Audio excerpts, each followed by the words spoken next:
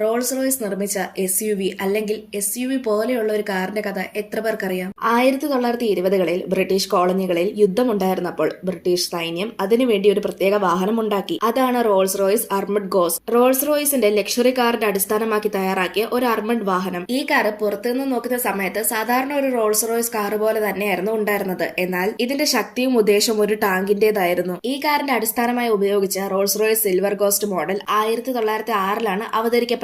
അതിന്റെ മികവാണ് പിന്നീട് സൈനിക ആവശ്യങ്ങൾക്ക് ഉപയോഗിക്കാൻ ഈ മോഡൽ തിരഞ്ഞെടുക്കാനുള്ള കാരണം. 1914ൽ ഫസ്റ്റ് വേൾഡ് വാർ നടക്കുമ്പോൾ തന്നെ ബ്രിട്ടീഷ് സൈന്യം റോൾസ് റോയ്സ് സിൽവർ ഗോസ്റ്റിനെ ആധാരമാക്കി കൂടുതൽ കരുത്തുള്ള വാഹനമാക്കി മാറ്റി. സ്റ്റീലിൽ നിർമ്മിച്ച കവറ്, മേൽഭാഗത്ത് ഒരു ടാർഗറ്റ് പോലെയുള്ള ഘടന ആ സമയത്ത് തന്നെ അതിശക്തമായ സാങ്കേതികയെ പ്രതിഫലിക്കുന്നതായിരുന്നു.